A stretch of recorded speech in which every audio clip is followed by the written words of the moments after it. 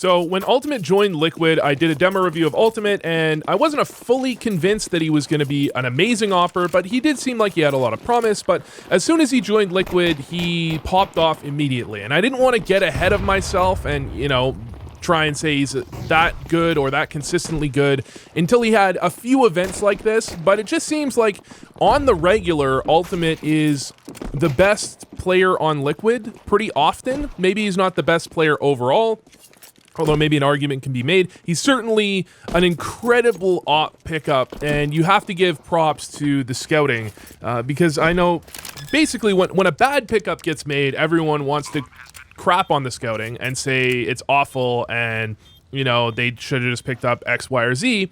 But when it's good, nobody seems to want to give credit.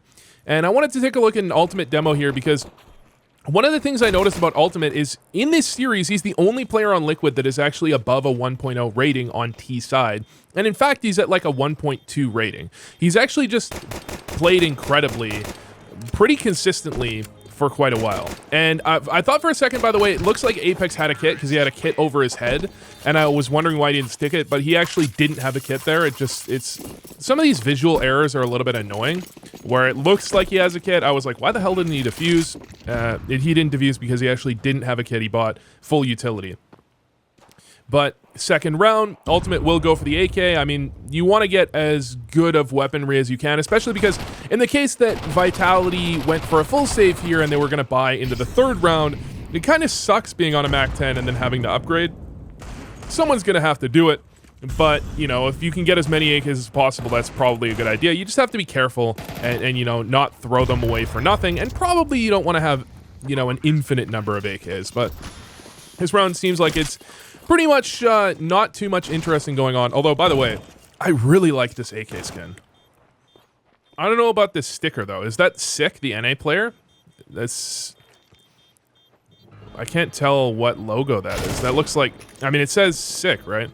I didn't know sick was at a major, though. I don't know. I love this AK skin. It's actually fucking awesome. But...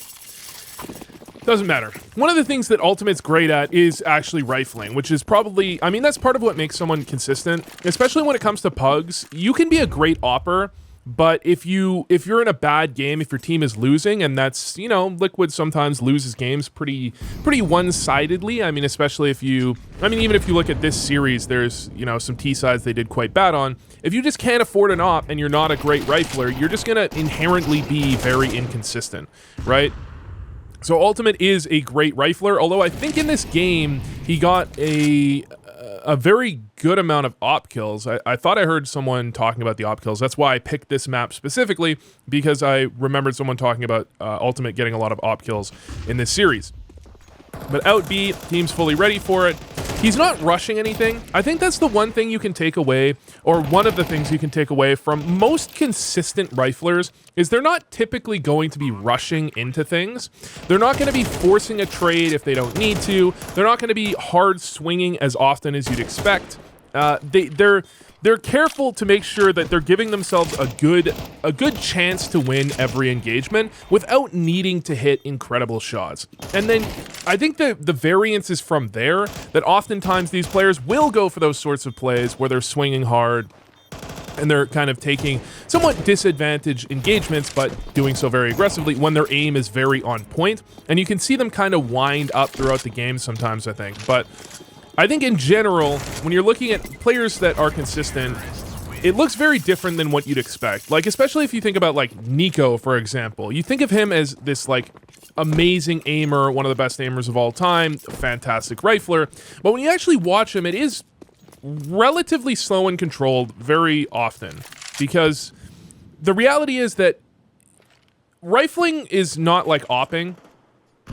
Rifling is kind of like, no matter how good your aim is, you can have an off day, or your opponents can just hit really nice shots that day. You know, your opponent can be having a really good day.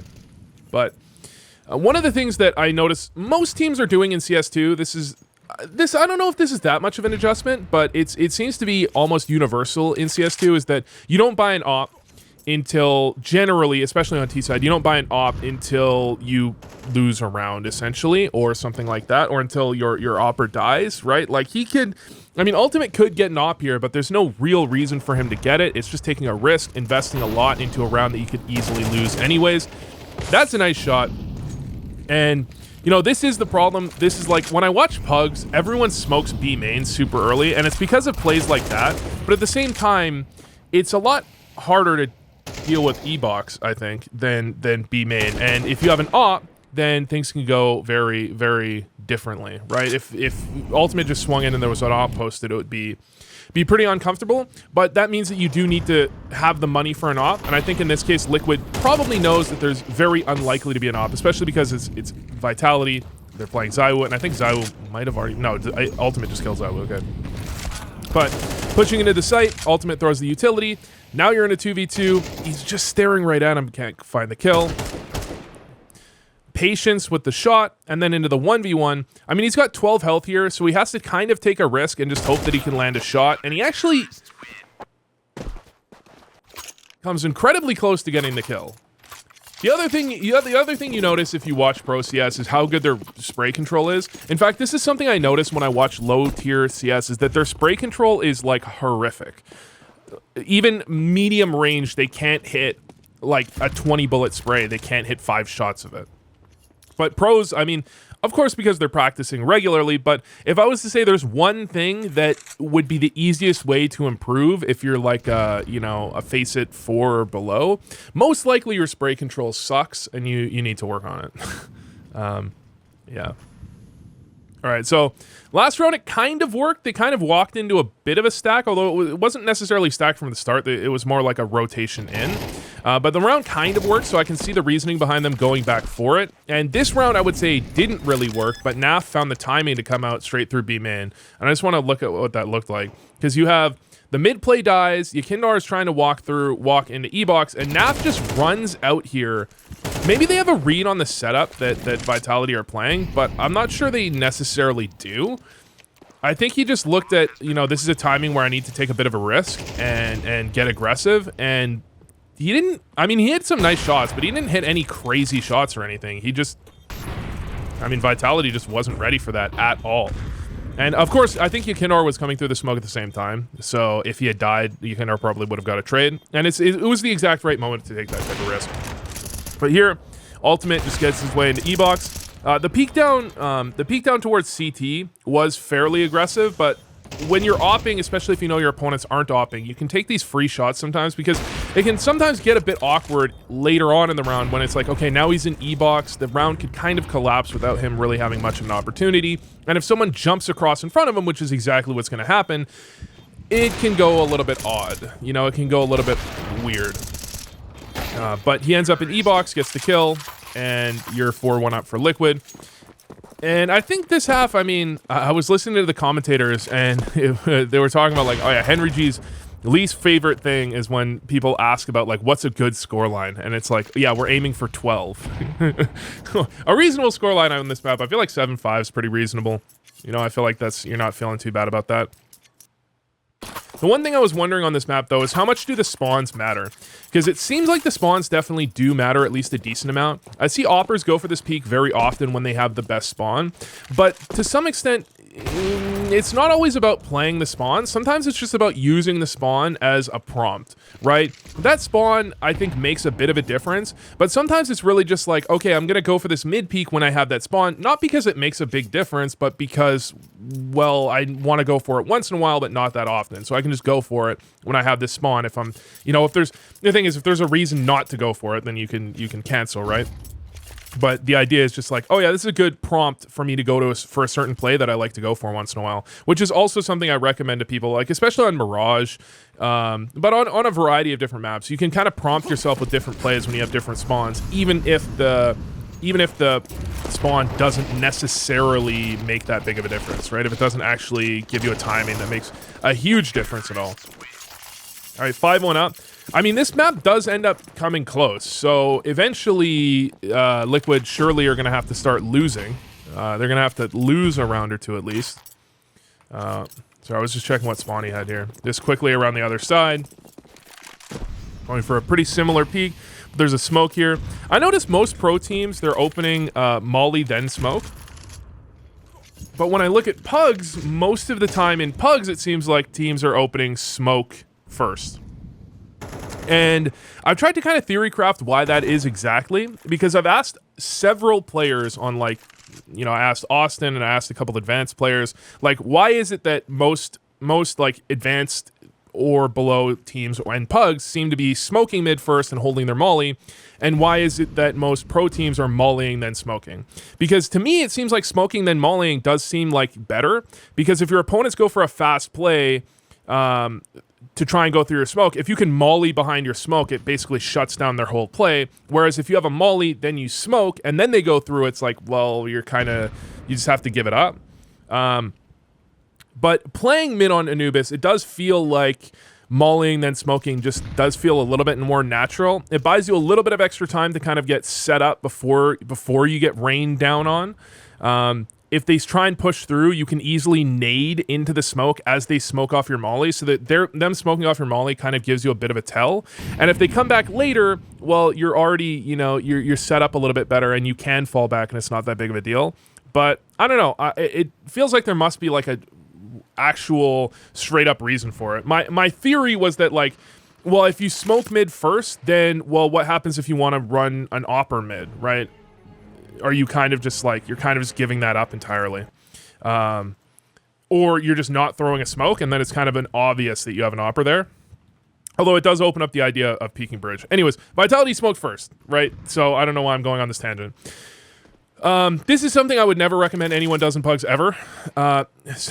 In fact, one of the things you'll notice is if you're pugging, lurking, like a slow lurk is like a completely different thing in a pug and in a scrim or a league match. In a pug, it's like if you haven't made contact with your opponents by 1 minute, you're baiting. But in a league game like this one, I mean, what's happening there is that Liquid is putting a lot of pressure on mid and A, and generally what's going to happen at the pro level is that with pressure on mid and A, the B players are going to be prompted to get aggressive and look for control back in towards B main. And so if you have an opper there, you can sometimes catch that aggression and get yourself a kill. Right?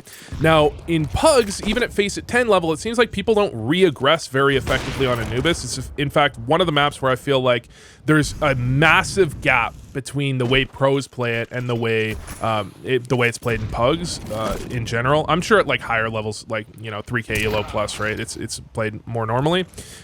So this like type of holding B main thing that you might see in these demos, I'm not sure it's necessarily completely replicable. But regardless, ultimate here. Oy, oy, oy. I mean, it's not the easiest shot. This is one of those shots where you're kind of at a range where you want to be double scoped, but you can't be double scoped. So it's like, it's a tough shot. Plus the smoke is kind of coming back in. It's just an awkward situation. The question I had was the repeak. The repeak into players there, I think you have to go for the repeak. It feels a little awkward scoping in like that. It's an easy shot to miss. But he had teammates there with him, right? So there's no reason for him not to go for that repeak, even though he ends up missing and he ends up getting hit for 96 damage there, which is unfortunate. Now, one of the rules of thumb that you probably want to follow in general if you're low HP is that the lower HP you are, the more aggressively you want to play in general. Now, with an op, you can kind of play around with that. You don't necessarily need to be peeking into people with an op just because you're low HP. But with a rifle in general, if you get peeked into and you're low HP, and I think he honestly, okay, I thought it was 1v3. I was going to say he honestly should probably save here, and even 1v2, with the amount of utility they have, I think I think saving is just a smart play. With a rifle, if you have 4 HP, if you get peeked into, you're just dead. With an op, you can... A lot of the time, the same thing is true if they know where you are, but if you can play a bit of an off angle, then it's not the end of the world. You can get those kills. It just becomes a little bit awkward, right? And if you miss a shot, or if you take a little too long to take the shot, you end up dying anyways. The problem with the op really is that in theory that the same thing is often still true, that you want to peek into your opponents. You would want to peek into your opponents because you're low HP, but with the scope movement speed, if you walk into someone, they're almost always going to get a shot off, so you kind of have to hold the angle unless you do like a like a late scope in. You can't do like a scoped in slow peek, and that just increases your ability to whiff, right? So makes sense to be holding the angle there. And then just, I mean, knowing when you don't have the ability. I think that's one of the things that it feels like Yakindar, I don't know if struggles with is the right word, but it seems like when you look at those more aggressive riflers like Yakindar, Donk, players like that, it's like if the round is going badly, they're so defaulted to getting aggressive as the round is going badly that sometimes it's just a situation where you just need to give up on this round and they're still going for it. And it kind of ends up punishing them, definitely rating wise, at the very least. Oi. I mean, this is another not easy shot to land, right? It's longer range than you want to be single scoped, but you have to be single scoped because you're peeking in here. And this is a situation. It's funny. I just as I was mentioning, going for trying to bring the round back in situations when it's not a great idea. This is a good idea. 3v4. Yakindar spots a player here. The team isn't set up anywhere, so it's not like they can react to the information that there's 2B and like take mid, really. There's nothing they can really react to get anything done. They're either just gonna reset and play out a 3v4, or Ultimate is gonna get a kill here and they can play a 3v3, and 3v3 very, very winnable. If you think about it like map by map, I feel like certain maps kind of require a certain amount of players to reasonably hold without having any major gaps in your defenses on the map. I don't know why I was fast forwarding this. I don't know how Liquid actually win this. JKS was already on 30 health. Mezzy 1v2. I mean, it's kind of obvious where they are here, I think, but yeah, this is one of the things that I've been pugging a lot recently, and people are so scared. They're like, play the time, or like in a 2v1, they're just like, don't peek, just hide. A lot of the time, especially if you're low HP, it's the same idea. They're both low HP. If you give Mezzy the engagements he wants, it's very possible for Mezzy to land a couple of nice shots, and he can kind of deduce where players are playing because he already knows one player is behind Cake. So we can kind of deduce where Twist is likely to be. That he's likely to be towards main, right? So instead of giving him the engagement that he wants, you peek out on him and give him an engagement where he's trapped in the open, and it can go very well for you. Yeah. Anyways, what I was saying is that I think different maps have a different number of players that are required to have a reasonable hold. Like Nuke, you really need all 5 players. If you lose a single player on Nuke, it feels like you are weak somewhere, and if the T's go there, you're basically screwed. It's almost like, it feels almost guaranteed. Whereas in Nubis, I feel like you don't necessarily need 5 players. Although if you're playing passive on site, you probably need at least 4. But, if you push a player out into B main, then you can pretty much hold everything on the map, and you can kind of play semi-retake on B and semi-retake on A, right? Reasonably, with only, potentially even 3 players. But definitely 4 seems fine. Nice little molly from Ultimate. I've been throwing that. When I've been going for fast mid plays, I've been throwing this molly from the other side, and I found it's a little inconsistent. Because when you throw it from here, which is like you come up on this and then you aim at like these lines here, sometimes it just randomly hits this little bump. It's like, it's almost, it doesn't seem to be a way to avoid that as a possibility. And that's just like 1 in 10 times your molly just trolls you. So this seems to make a lot more sense as a way to throw the same molly, to be honest. Yeah, and then they just flash through. Zywoo doesn't have a molly to toss behind the smoke here, so he just has to fight it out if he wants to. And it looks like there's no flash. There's a right-click flash. Yeah, this flash that Naf just threw here is the flash you're usually expecting, but Zywoo would have actually dodged that as well. So this is just a solid angle to be holding if there's no good door molly. But was there really no door molly? I just assumed that someone coming the other direction was going to throw a door molly. Maybe it's misses. Here's Twist. Aims a bit high, I think, doesn't he? Yeah. Twist aims a bit high. Yep. Unfortunate. So Twist's lineup, by the way, is solid. And I've been wondering if it's better, because if you throw it here, a lot of the time I've noticed that this one bounces into the door and lands here, and it leaves a bit of a gap right here, but it pushes the mid player a little bit further back. Whereas if you strafe a bit wider and then you aim just to the top right instead of the top left of this thing, or even slightly to the right of it, it bounces and it lands, instead of going through the doors, it lands here. and it still pushes out this player, but it gets all of these angles. And I was wondering if that might be more effective. But I think if you're going fast mid like this, I suppose the idea is that you're trying to beat that player that might be pushing through anyways. But I mean, regardless, the molly misses. So the idea of not having that flash high left that Naf throws afterwards is that this player is supposed to be mollied off anyways, and the main angle you're worried about is exactly where Zaiwu is, right? So you right click through the smoke, you get through the smoke, and that guy's going to be blind, and they should just generally be falling off.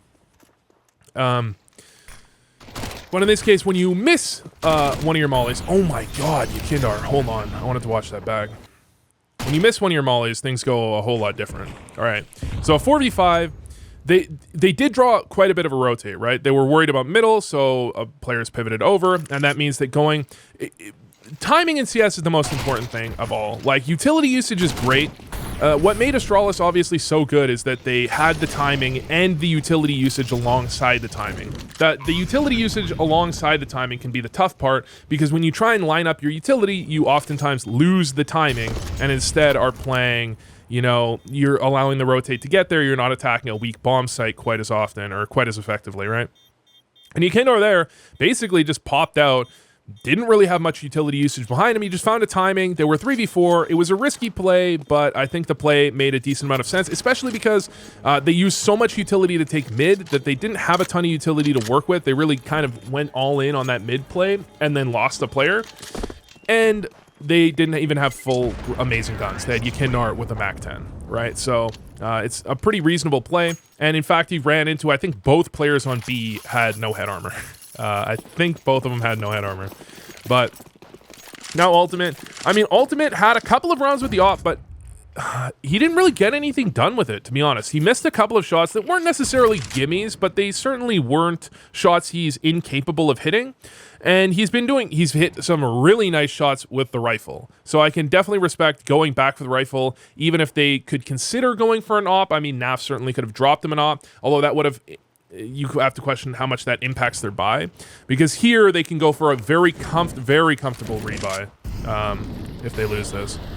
Okay, so he does actually throw this where it lands outside the door. So maybe I was just lining it up slightly wrong when I was throwing it like that, because the lineup I looked at seemed like it landed inside the door.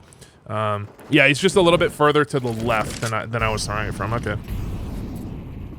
And Twist throws the molly from, or the molly for... inside. Okay, this is a decent lineup. All right, up on the ledge. You're aiming, so it looks like you're aiming so the window is kind of lined up with the top of this, is like what it looks like maybe? Or is there a different thing you're lining up with?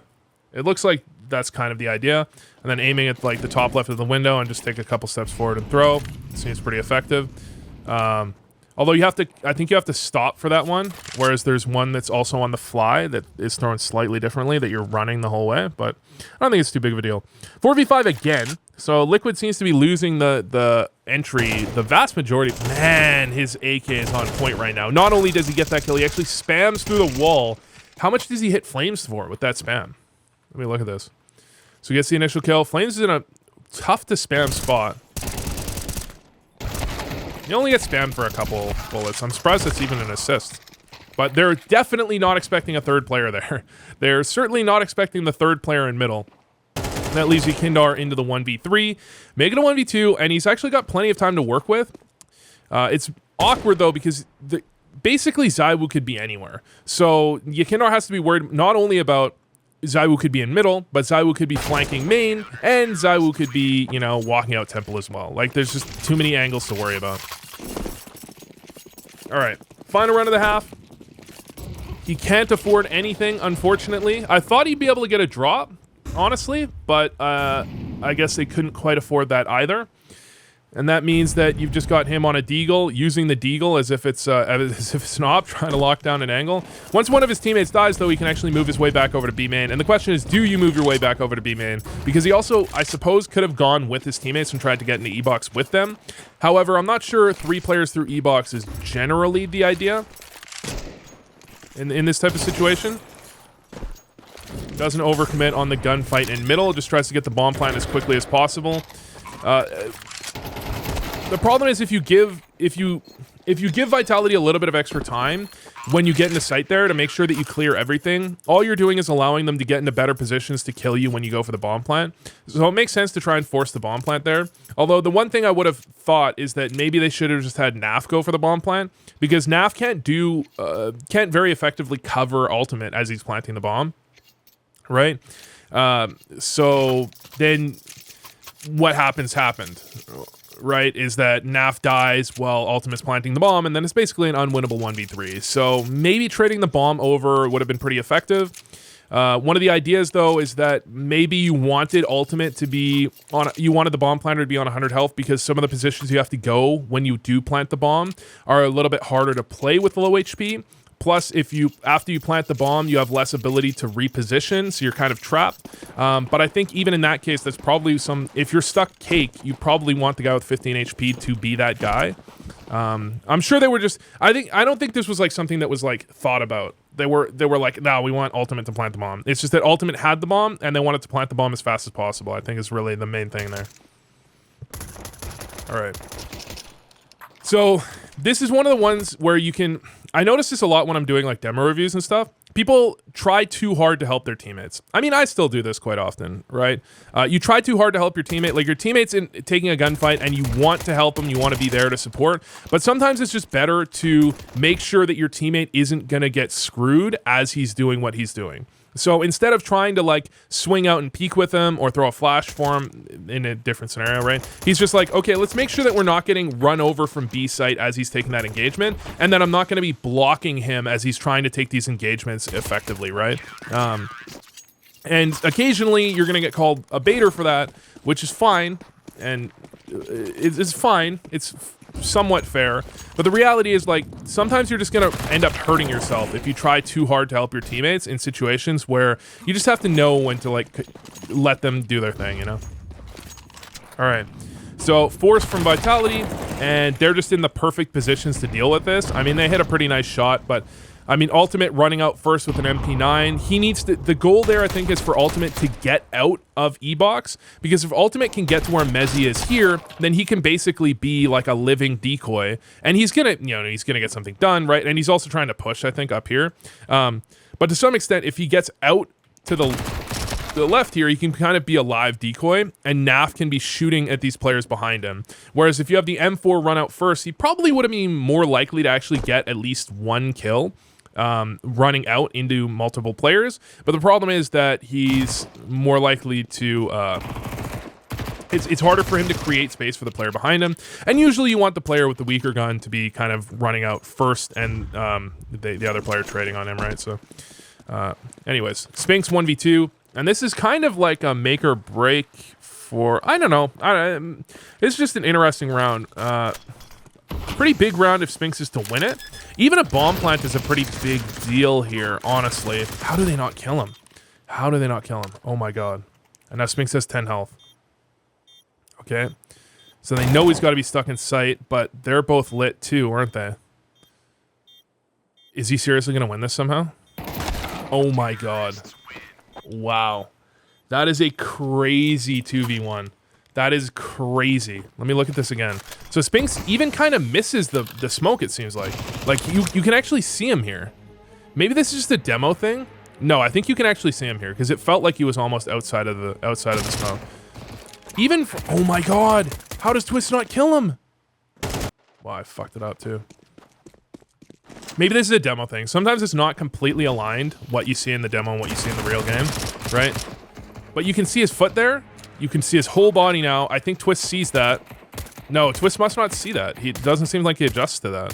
And somehow Spinks gets a lot. And he even, wow. He even peeks out through that smoke when Twist is like, does Twist still have a bullet here? Okay, 5 bullets. He's got 5 bullets. If Twist just had his USP out, he would have just killed him there. He had 5 health. No. But then he backs up to reload. JKS doesn't reload. He tries to keep himself unknown. But then as soon as they back up to reload, then this becomes an awkward spot where, you know, Spinks could be peeking out towards backside, or Spinks could be holding B main. There's no way to actually know what exactly is going on with the angles that Spinks could be peeking. So as soon as he gets out of that smoke, it becomes a very awkward situation. That's a tough one. That's a tough one. That's a tough one. If Liquid lose this game, that's going to be unfortunate. All right. Anyways, they go for the forced right back. This is pretty much standard. By the way, I've had someone in a game of mine at like, he was like 18k Premier Elo in my game, and he didn't know what I'm on a double save means. I feel like it's pretty universally understood, right? If you go, I'm on a double save here, that means you're force buying. Although, I guess, given the nature that it is Premier, I could see someone saying that, and in fact, when he first said it, I was like, does he think double save means you save both rounds? So, actually, to be fair, but it seemed like he didn't know what a double save means. I feel like that, surely anyone watching this knows double save. If someone's like, we're on a double save here, that means force buy this round, save next, right? I'm just trying to, I just came up with this, I just remembered this and wanted to check in. Regardless, the A main push doesn't work out. It's not the end of the world if they have to cancel there, because Vitality did respond by throwing some utility, right? And that means that for all Vitality knows, that utility was thrown and Liquid weren't going for the play. They were just throwing a flash. That's why it's always important that, you know, any aggressive play you go for, this is not 100% true. Sometimes you can go for a play and you can use a shit ton of utility and it's okay because they're just so effective and you're so likely to get a kill. Or the control you're going for is so important. But generally, it's important that any play you go for that's going to be aggressive is a play where you also are able to fake it relatively easily. Like you can throw a smoke to these stairs out here and a flash off, and you could do that with one player, right? If you throw like 3 flashes, then it's a little too easy for them to throw counter utility and know for sure that their counter utility is going to be effective. They can spend more resources and move more players over more comfortably. Then Ultimate just ends up saving here. Typical AWPer situation, although he's only got a FAMAS. You know, one of the hardest things about being an AWPer, it's not the AWPing, it's not the saving, it's the ecoing, okay? Because when I'm on second round and I go, I have to full save here with a USP, or I can't afford an AWP on the first buy round. You know what I'm thinking to myself? I'm thinking, fuck that, I'm buying a Deagle. Oh my god. I want to look at this nade, by the way. This nade, I've theory crafted this nade before. I think you throw it from outside B, right? As he throws it? No? Yeah, who threw it? Wait, did Zywoo just threw it? No, it couldn't have been Zywoo. I don't think that's a nade Zywoo can even throw, is it? It must, okay. Did Zywoo throw it? Oh, that's a nice nade. That's a nice little nade. Oh, because it bounces off the curve thing. Oh, okay, and it bounces down. Okay, that's a nice little nade. I've theory crafted one, and I think teams actually do throw this. I theory crafted it near the release of news, so you could throw it from carpets, but whatever. Okay, he's in a pretty good spot here to dodge flashes, and he may have even dodged that flash, so that flash is like perfect. Let me look. Okay, he's basically... I can't get in the exact right spot. Okay, let's say he's here. Does he dodge this flash? He does dodge this flash. I think it's very close, though. It's very close. It's very close. But it looks like he does dodge that flash if he doesn't get baited by seeing just like... He's seeing like the utility belt of flames. Oh, that's so unfortunate. I mean, it's not... whatever. I mean, it's just an eco. Although, I mean, on these ecos, it really does make such a big difference. It's like so underrated. Just getting a kill or two. You know, you don't have to get 3, 4, 5 kills and really, like, destroy their economy. But just a couple of kills really drastically changes the economic situation in terms of how much they can afford to... how much they can go for like a buy back after losing a round, you know? It's kind of underrated, just the idea that like the biggest problem is 5 alive. Like even 4 alive is a major difference, right? But like 3 alive, I don't know. It scales. It's exponential is what I mean to say. Of course, it makes a big difference regardless. So he's getting boosted here. Really smooth boost. I almost didn't even notice that it was happening. I had to like double check. Really smooth boost. Backs up, jumps up, goes for the peek. Clears out a lot of nice angles there. And AWPing is just holding a flash out, waiting for contact. And I don't think AWPing is even... Sorry, I can't find him on the number. I don't think AWPing is even necessarily exposed here. Right, yeah. He's, like, not really exposed. He's kind of playing the jiggle. Although, this would be a very hard shot for Ultimate to hit if he wasn't boosted. But with Ultimate boosted, that's a trivial shot. Extremely easy. Gives them a 5v4. And... I was actually almost about to say, like, this is what you really need if you're Ultimate here because he doesn't have armor. Because if I look at the top of my screen, he doesn't have armor. But if I look at his player, he does have armor. So, still, if you don't have a ton of utility, you want to be going for these types of plays. I think when it comes to Anubis, I think the most effective way to play on CT side is to really, like, when I look at Pugs, it seems like people just kind of hope that they're in the right setup and the T's walk into you. On any map, I don't think that's the most effective way to play. I think in general, you want to you want to kind of make your own luck. And to make your own luck, you want to basically look to catch your opponents before they're in, you know, before you're having to just full gamble as to where they're going, right? Because if you're going for that B peak, if they go for the B play, well, you've got 3 players and you can cancel, and Ultimate isn't in the best spot ever, but he's in a reasonable spot, right? And if they go for a mid play, then you can take B main control and you can have your mid player just try and delay, and then you can rotate a player over, and then all of a sudden you have 2 players holding mid, and you've lost some mid control, but at least you've taken back some B main control, and you're not just gambling and hoping that your opponents walk into your setup, you know? And I suppose that's kind of what Liquid are doing here, but I mean, you're in a 5v4, right?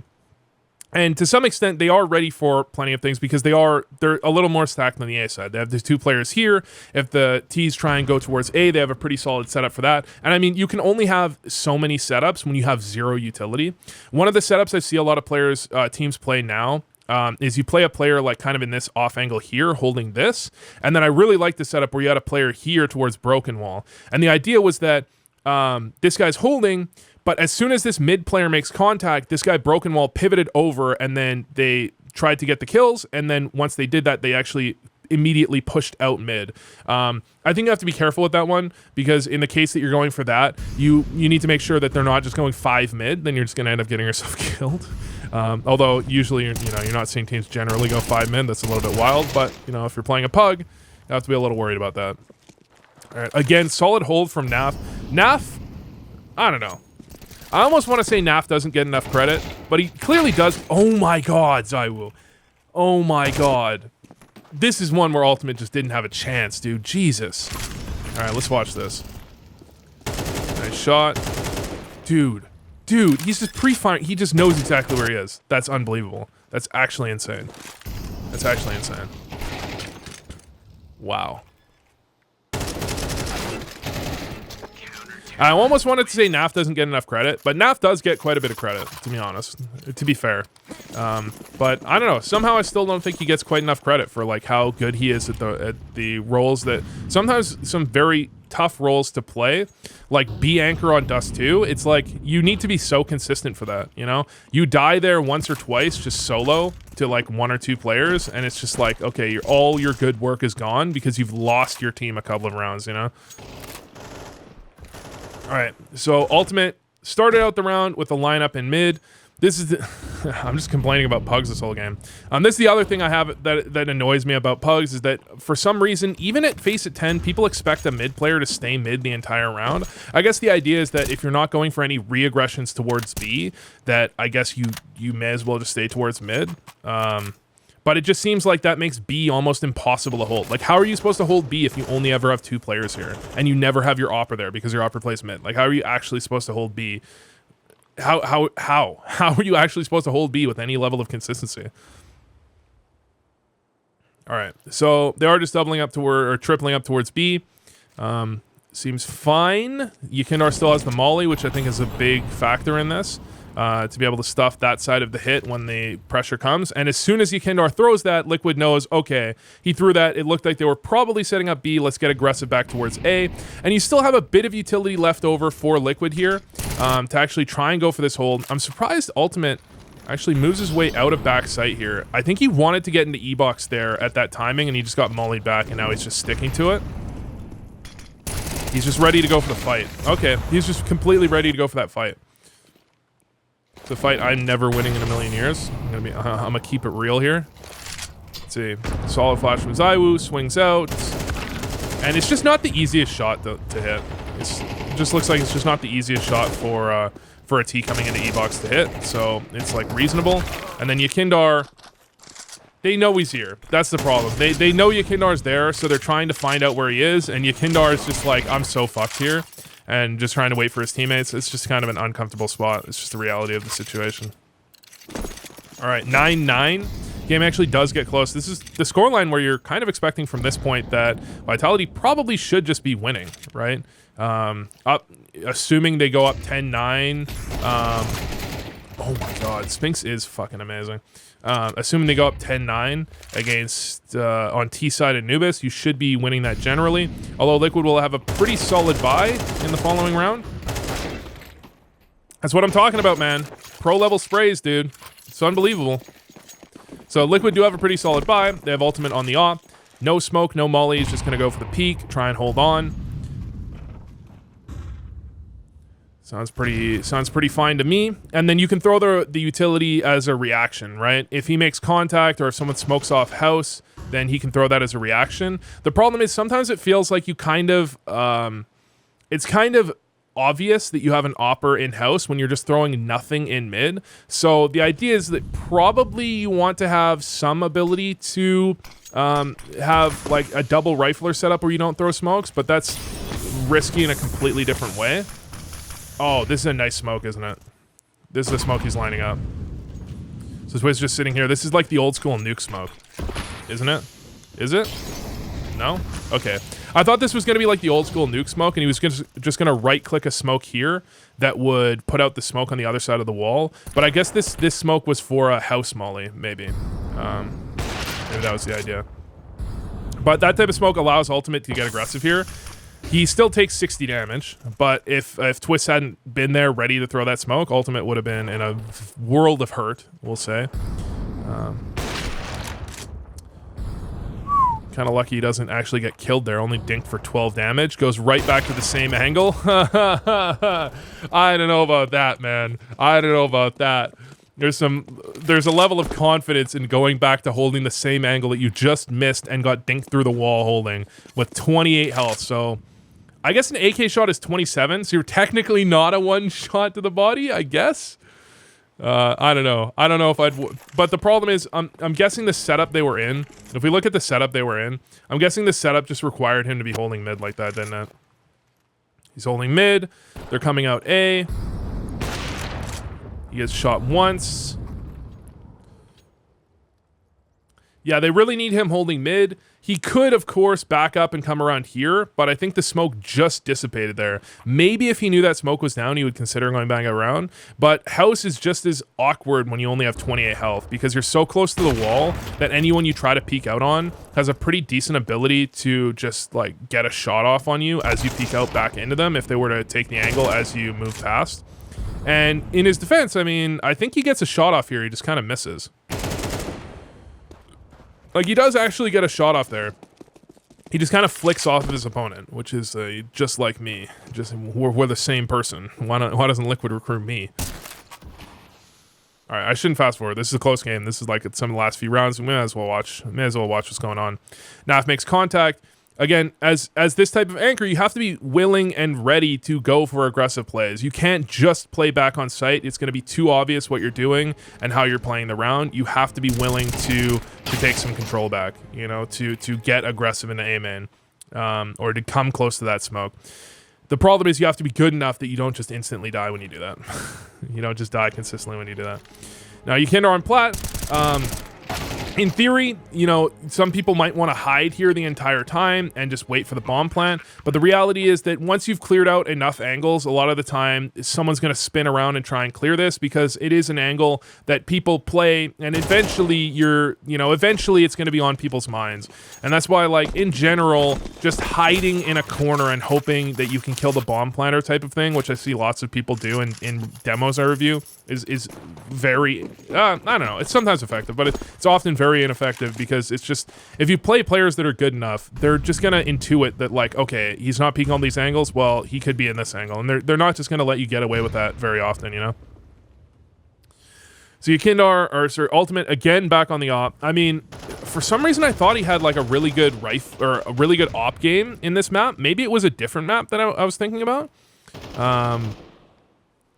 He's mostly got the majority of his kills with the rifle. And with the op, he's actually...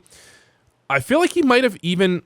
If we were to count it out, I think Ultimate may have missed more shots than he's landed in this map with the op.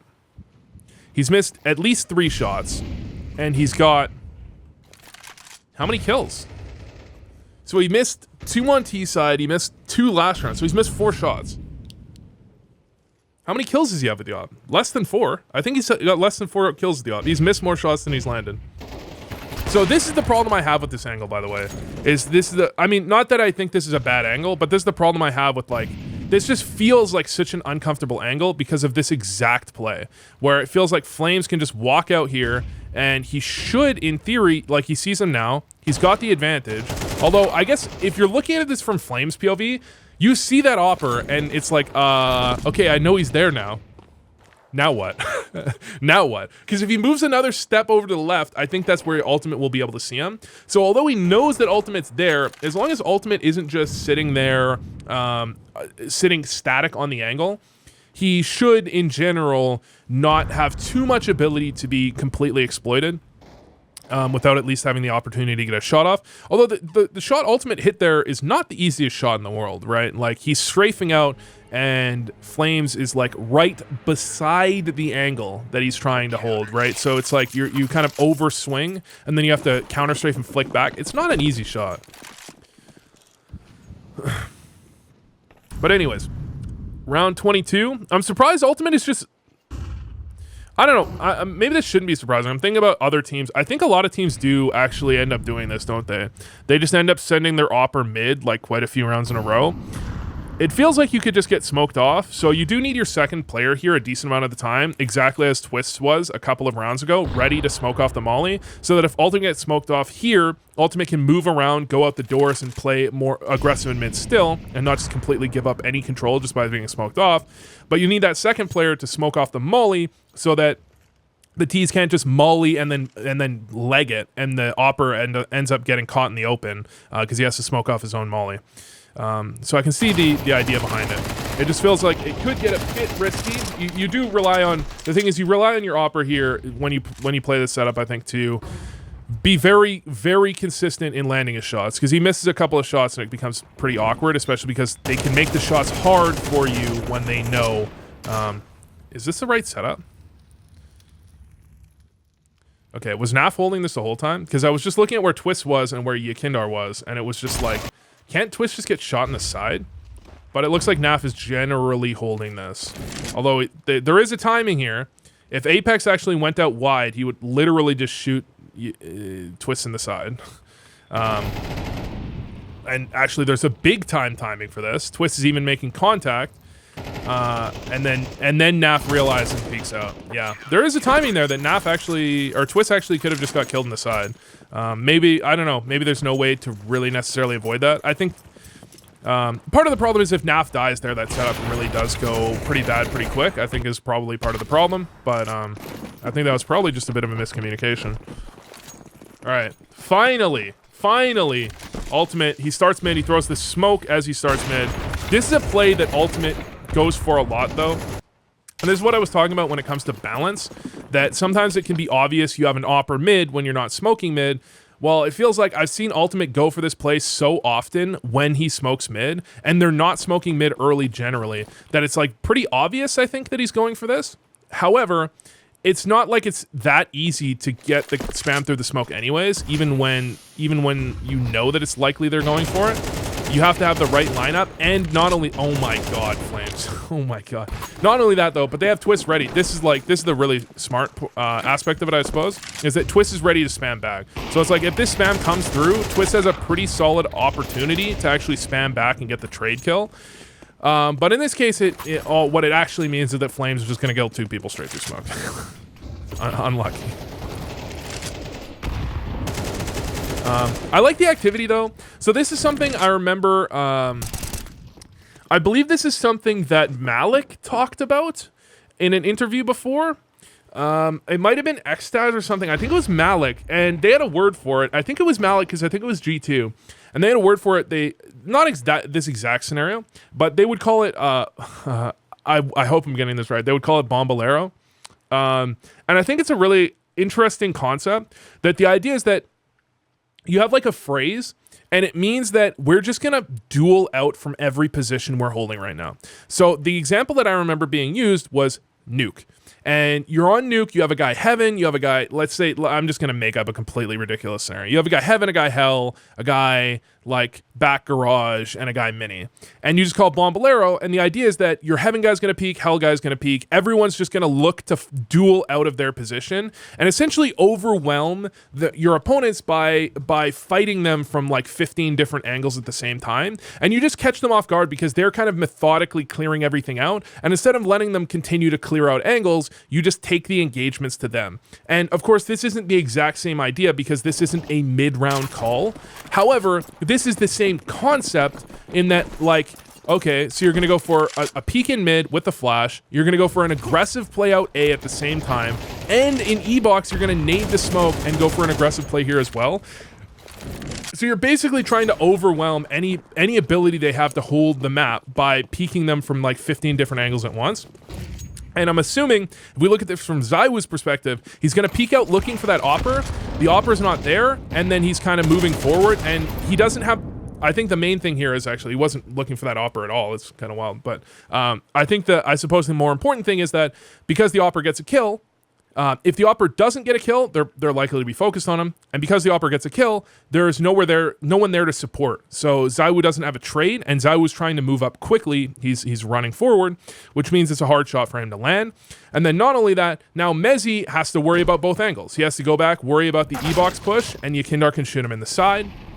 And all of a sudden, even though the mid push got dealt with flawlessly, I mean, better than you could ever hope is Flame spamming both mid players through the smoke, you end up with not only a 3v2 for Liquid, but you actually end up with a 3v2 where Liquid has control of canals and still control of B, and JKS, like, they have a ton of control. And although they actually... So for Liquid, this doesn't feel all that comfortable because they have to re-clear a lot of things. This is still hyper uncomfortable for Vitality because they have nothing either, right? So it's actually kind of uncomfortable for both teams. And in essence, Liquid has a good amount of control that Vitality will have to take some time going back to re-clear. And in the time that Vitality takes re-clearing it, Liquid had time to re-clear some things too, right? So they had time to take some control back and get into decent positions. And not only that, actually, Liquid has pretty solid utility here as well. They actually have like quite a bit of utility, although it can be tough with this. So the problem with with utility in this situation, I feel like, is it feels like it's better than it is because you're 3v2 with a minute 10 on the clock. So like, what are you going to do? You see someone A main, you smoke them off. Well, then they can just go anywhere anyways, right? Sometimes it feels like, depending on the situation of the round, like utility goes heavily up in value, like massively up in value as the round gets later and later. Especially when numbers are high, because you can block off like a full push. Anyways, Yekindar just looking for information. So Liquid doesn't feel all that comfortable. They do need Yekindar looking for information, but when you're in these types of situations in a 3v2, in this type of round scenario, it's unlikely that when you go for that type of jiggle peek that someone's just going to be set up there with an op, right? That's the main way you die when you go for that peek, I think. Someone's just set up there with an op. Flames will hit a nice shot, but Flames not at all expecting a second player there, especially because if you roll it back, the setup that Liquid was in, Yekindar pushed A main. So it's kind of wild for Yekindar to be on E-box and for there also to be two players A. That's like the map was completely flipped. But really nice play by Liquid. Yeah, so Ultimate hit some really sick rifle shots. I think he had a lot of really, really smart plays he was making there. Unfortunate that he didn't really get all that much done with the op, to be honest. I still think he might have ended that by missing more op shots than he landed, or maybe like an equal number. But yeah, interesting game. I wanted to watch an Anubis game as well. And actually, I think I'll probably do one on Apex as well, because in this series, Apex actually 12-0'd Yekindar in duels. The problem is I was hoping that one map would be like 7-0, and I just watched that.